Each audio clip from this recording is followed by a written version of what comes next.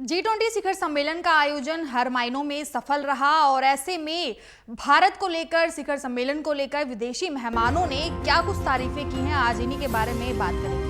विदेशी शक्तियों ने भारत की मेजबानी की जमकर तारीफ की है और इसी के साथ भारत ने अगले G20 की अध्यक्षता ब्राजील के राष्ट्रपति लुइज इनाजिया लुला डी सिल्वा को सौंपी है। तो चलिए जानते हैं कि भारत द्वारा शिखर सम्मेलन के आयोजन को लेकर विदेशी मेहमानों ने क्या कुछ कहा है और जमकर तारीफ के मायनों में भारत कितनी आगे तक पहुंचा है। बता दें, ब्राजील आधिकारिक रूप से इस साल 1 दिसंबर को G20 समूह के अध्यक्ष का कार्यभार संभालेगा।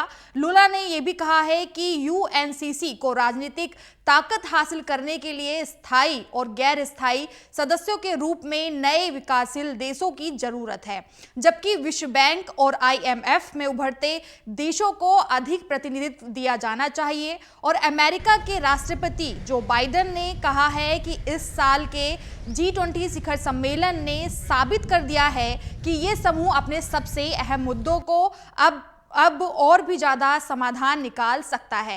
यानी कि किसी भी तरीके से जो वैश्विक पटल पर एक रूपरेखा होनी चाहिए वो भारत के शिखर सम्मेलन के दौरान देखी गई है। वैश्विक अर्थव्यवस्था जलवायु संकट और नाजुक स्थिति और संघर्ष से जूझ रही है। ऐसे समय में इस साल के शिखर सम्मेलन ने यह साबित कर दिया है कि G20 अब भी हमारे सबसे महत्वपूर्ण मुद्दों का समाधान निकाल सकता है और ये मंच साक्ष्य है कि हम चुनौतियों से साथ मिलकर निपट सकते हैं। तो ये बात हमने करी अमेरिका की, जो कि जो बाइडेन ने कहा।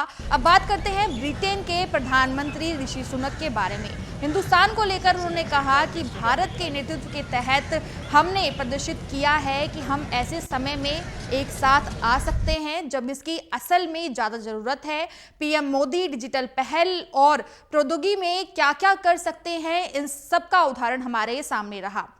ऐसे में हमारे रास्ते के कोने कोने में लोग जुड़ते नजर आए और ऐसे में ये देखा जा सकता है कि भारत डिजिटलकरण में और भी ज़्यादा आगे बढ़ रहा है। इसके अलावा बात करेंगे रूस की, तो सर्गेई लारोविन ने कहा कि भारत की अध्यक्षता में G20 शिखर सम्मेलन कई मायनों में महत्वपूर्ण सम्मेलन है, क्योंकि इसके नतीजे ने दुनिया को कई चुनौतियों पर आगे बढ़ने का रास्ता दिखाया है और ग्लोबल साउथ की ताकत और महत्व का प्रदर्शन भी किया है।